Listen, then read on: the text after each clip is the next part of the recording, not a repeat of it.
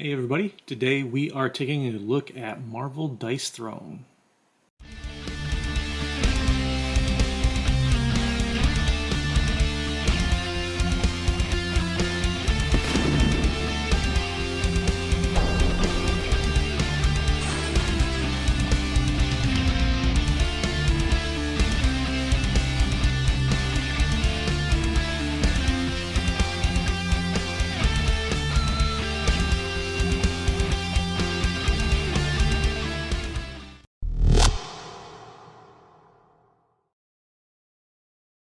Alright, so let's take a quick look at an overview of how Marvel Dice Throne plays.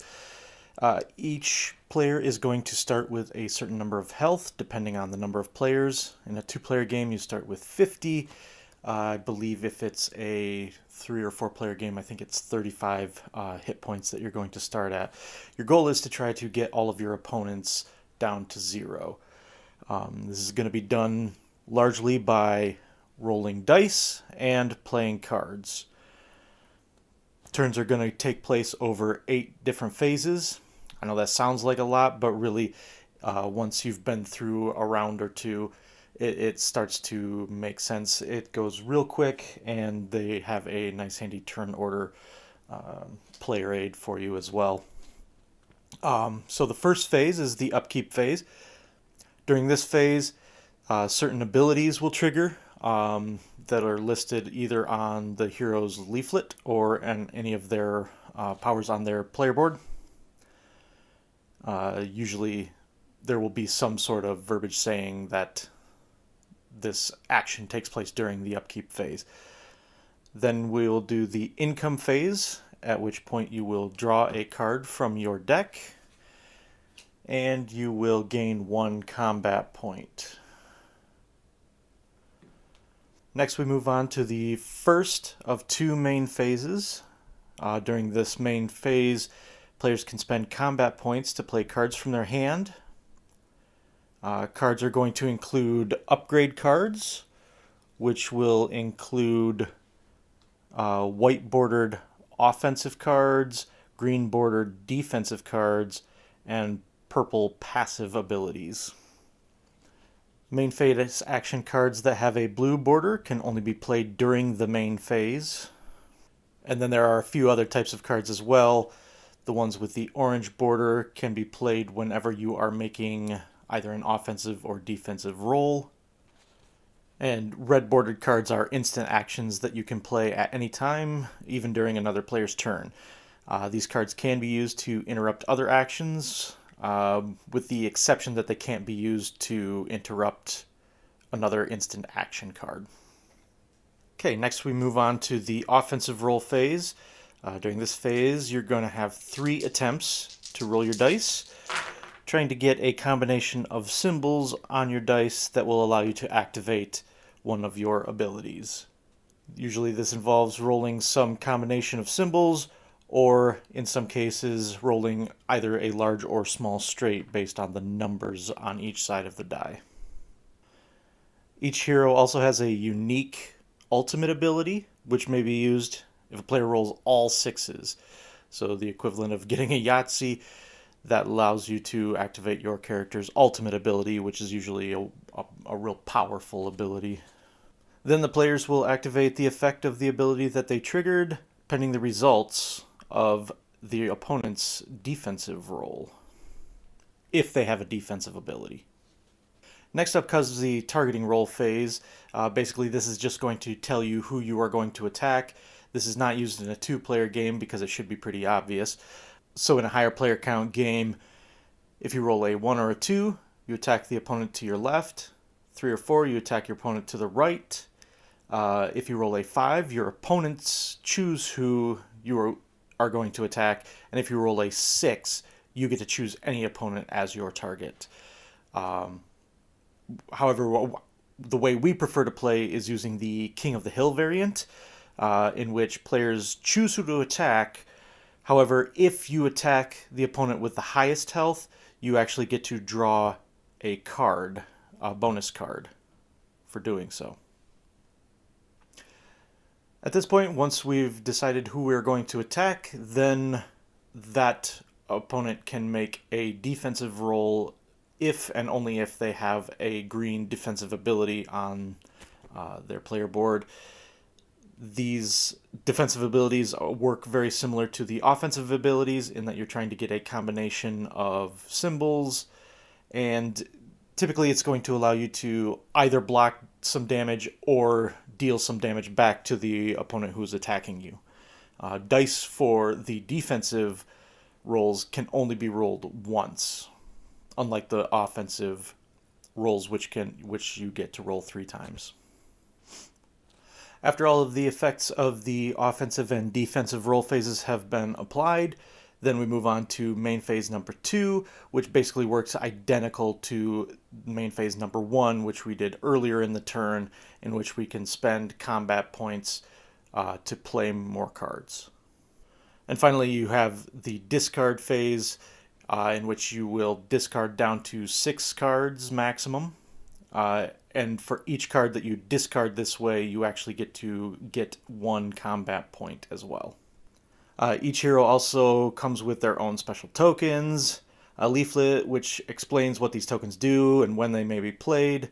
I'm not going to go over all of them in this overview, but just know that those tokens and those abilities are largely responsible for what makes your hero feel thematic. Players are going to continue taking turns this way until only one player remains with any health points, and they are the winner.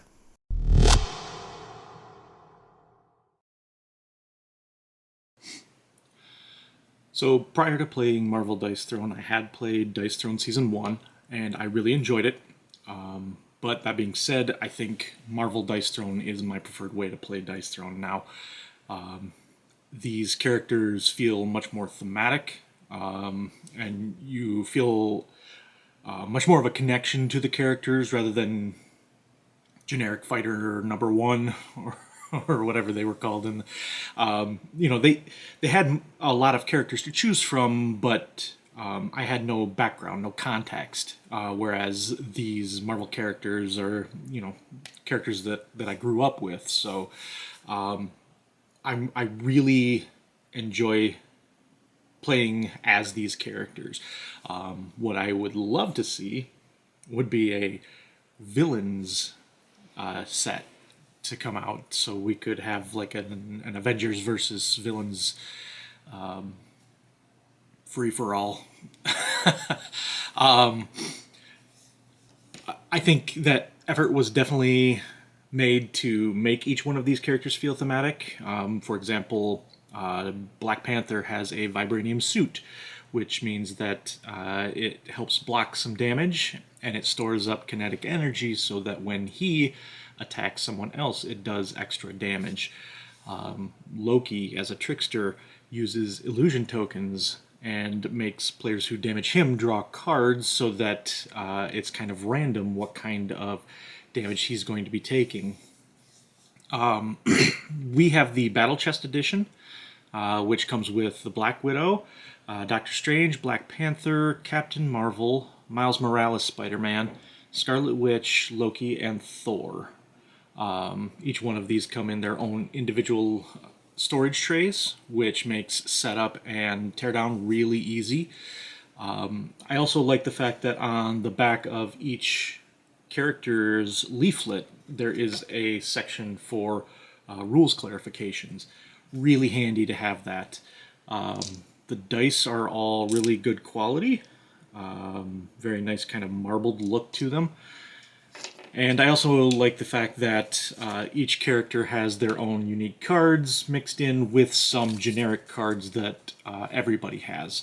So you can't really be blindsided too much by some of the roll cards, because those are similar amongst all of the decks, but there are enough of the hero upgrade cards and the one-time use and roll cards that are unique to each character, so that, again, it just kind of adds to that thematic feeling of each character that you're playing.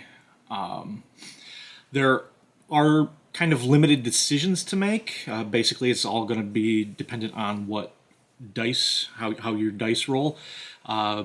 but those random dice rolls can lead to some kind of unexpected events, unexpected things that are happening throughout the course of the game.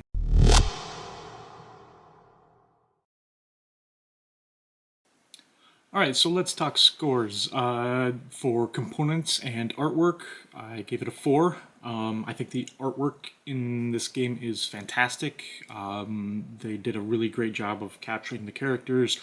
Like I said, the dice are really good quality. Everything's very good. The component trays that each character comes in are very nice. Like I said, makes setup and takedown a breeze. Overall 4 for components and artwork. For mechanisms, I gave it a 4 as well.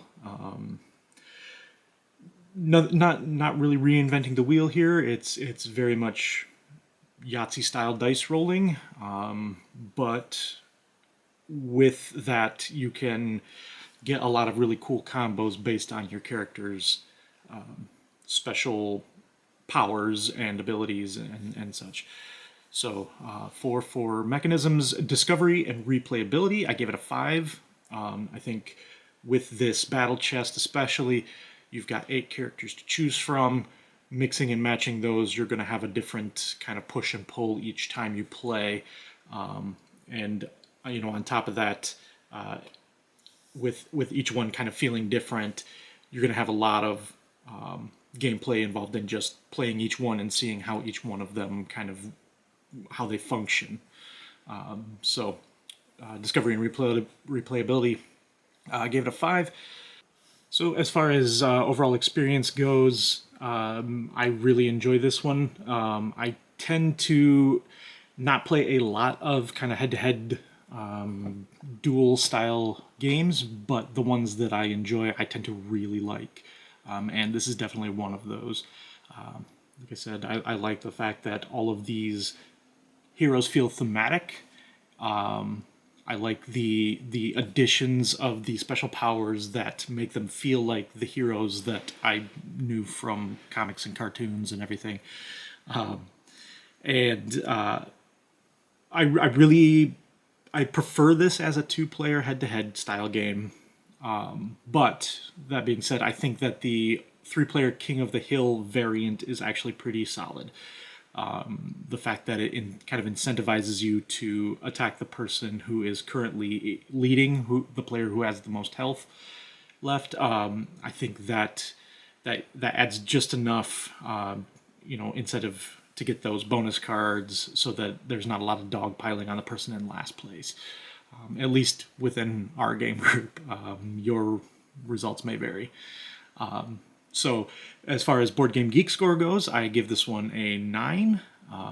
It's one of my favorite games that I've played so far this year. And I'm really looking forward to hopefully seeing some more sets coming out. Fingers crossed for that villains set. I would love to play as some of these iconic Marvel villains.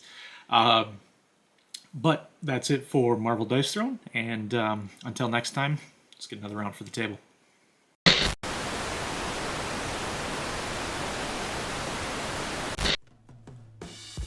Hey everybody, don't forget to like and comment on this video. If you found value in this video at all, it would mean a lot to us if you consider subscribing to the channel as well. Don't forget to click the notification button so you'll know when we put out a new video. Cheers!